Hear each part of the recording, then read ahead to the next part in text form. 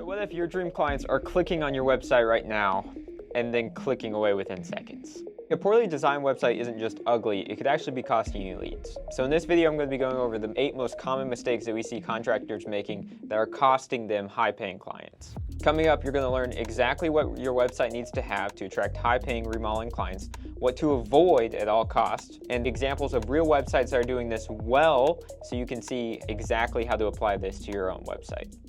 Mistake number 1 is not having professionally shot and staged photos.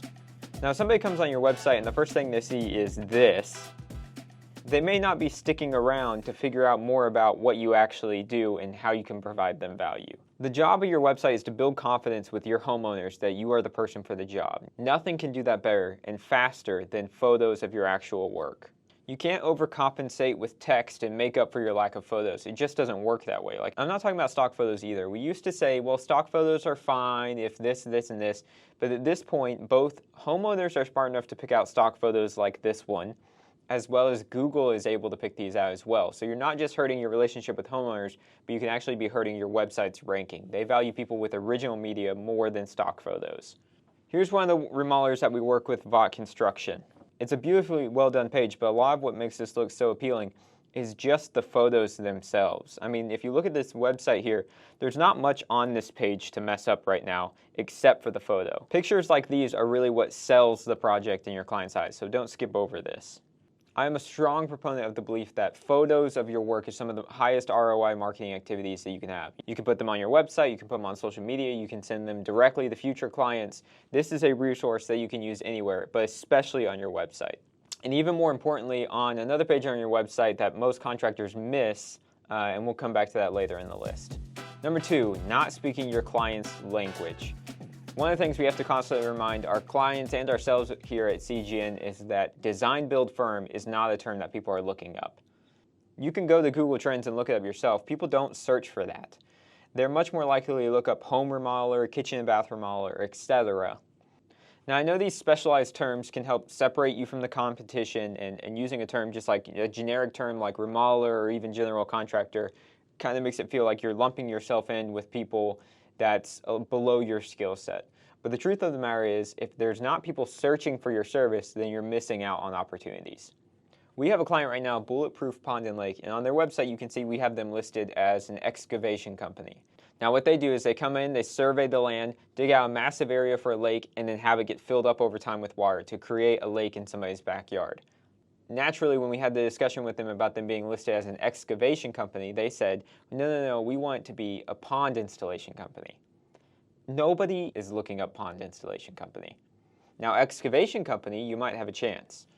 So what we've done is we've labeled them as an excavation company to Google. This means the title tags at the top of their screen and their H1 tags say excavation company. But then once people come into the website, it's very clear that they're doing ponds. It's all about meeting your clients where they are. If they're looking up one thing, you meet them there, and then on your website we can go through and show exactly how and why you're different than the rest of your competition. All right, mistake number 3, pricing. Now, a lot of times what remodelers will do is they will not have pricing at all on their website, or they'll have this fun little game they like to play with homeowners where they pretend like they're going to give you a quote, and then right at the end they ask for your contact information in order to send you those numbers. Both of those are outdated tactics, and more homeowners are getting frustrated when they can't find pricing information immediately. Especially when you're going through and doing the second one, it comes off as if you're intentionally holding back information, either because 1, you're scared of what will happen when they see the price, which that doesn't look good, or 2, you're just kind of dangling it in front of them until you can get their contact information, which again makes them feel kind of played and used and kind of leaves a bad taste in their mouth.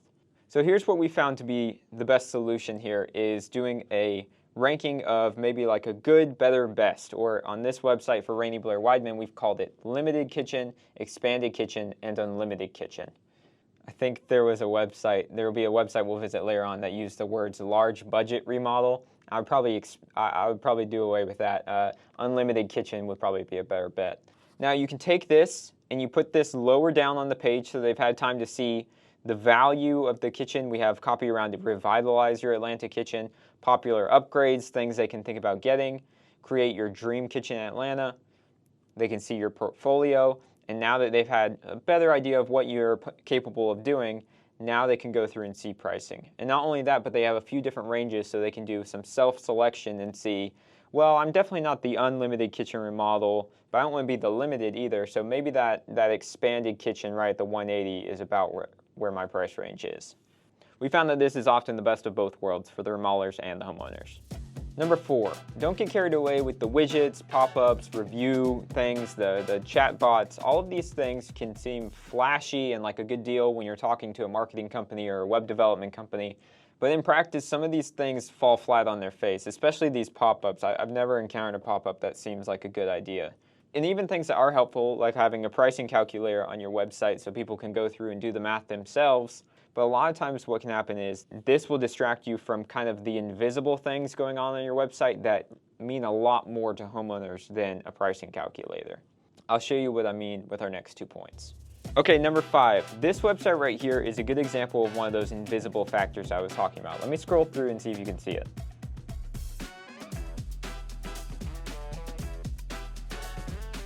And here's another example on a different website, same problem. You see what I'm looking at here? Both of these pages could be vastly improved by just simple page formatting, different page formatting. While that may not be a shiny term like a calculator or something like that, it makes a massive difference. And I'll show you what I'm talking about. On these pages, you have photo, text, text, photo, photo, text, and it's all very blockily laid out. It looks simple, templated. There's nothing really fancy about it. Same thing on this website as we're going through. They have their blog posts, but they're kind of just sloppily laid out. Not only is this just boring on the website, but it's also not a good example of the work that you do in clients' homes. It doesn't look custom like your work. It looks templated and cheap. And that's not really the impression you're trying to leave on the high-paying clients that are coming to your website.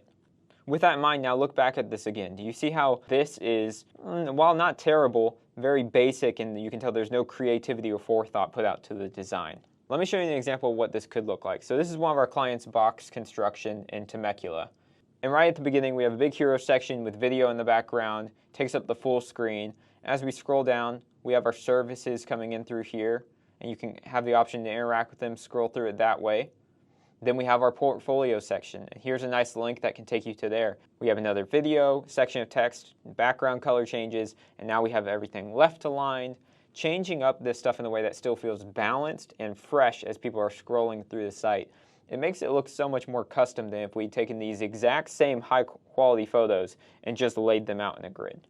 Here's another good example from somebody that isn't one of our clients in the same area that I found. You can see how they have the photos here. They're framed nicely with those curved edges. Then we go through, similar thing actually with the services where you can click through. But you can see how the formatting on these pages is so different as you go from section to section. It looks like everything is intentionally done. Okay, number 6, this is another one of those invisible little things, and this one's all about paying attention to the small details on your site. As we scroll through this website, there's nothing inherently wrong here. It looks solid enough, and we get down to this areas we serve section, and while it's not wrong, like there's nothing inherently wrong with the way they laid out these locations on this website. This just seems to be like a hanging thread that they just didn't quite think about, it didn't work, and then nobody had the intentionality to fix that. Or on this website, you can look at even the way it loads is odd. And it just makes it feel cheap and a little bit janky to use. Also, this website was made in 2023 with Wix, so it has no excuse for looking like it was made in 1990. The main thing here is just take care of those small details on your site. However you're doing it, make sure that if it's you or an outside company, somebody is taking the time to go through and really think about how this website is going to be used. If you're going after the high-paying homeowners, you need to make sure your website is aligning with those expectations. Okay, number 7, the contact page. There's a lot of ways to mess these up, but the most common way is that they're asking for too much from the homeowner up front. You got to remember, at this point in the process, they're not even convinced that they want to use you. So the amount of information that they want to give you, the amount of time that they're looking to give you is very minimal.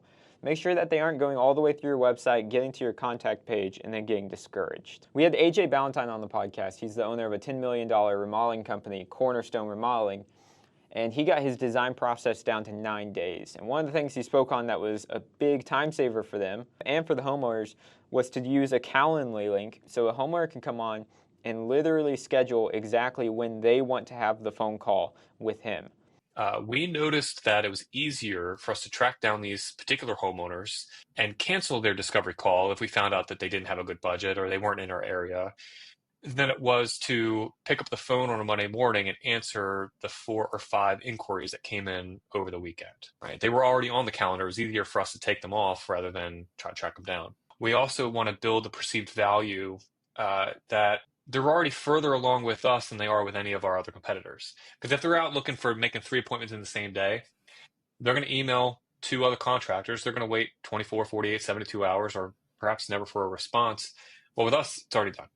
So instantly, already done. Something like this is not hard to add on your website. Like I said, this is a Calendly link, so you can get this integrated in with your website and give those homeowners a little bit more choice up front. And lastly, number 8, the page that so many people forget to put on their website at all. A lot of times what contractors will have on their website is they'll have a gallery page and they'll have a testimonials page. A page for you to see their work and a page for you to hear client stories. But oftentimes what they're missing is a single page that does both. We put these on all of our websites now, and you'll see on all of our websites very prominently featured is 2 buttons. We have the Contact Us page, and then second most important is the featured project pages. And we found from analyzing the traffic that these are the most popular pages on websites. But it's also a very versatile page that you can use during sales cycles with people. And that's because homeowners are always just looking to know, can you solve my problem? Have you done it before? Let me see some proof. And this puts all of those questions into one single page. So briefly here, as we walk through this, this takes them through the homeowner's story, a bit about the problem they were dealing with. It shows information, key features, timeline, the budget for the project, and then you can have your gallery of photos here. This helps people see how you're actually able to do work in somebody's home and contextualizes these photos. And there are many ways to mess this up. I mean, here's that Brown website from earlier.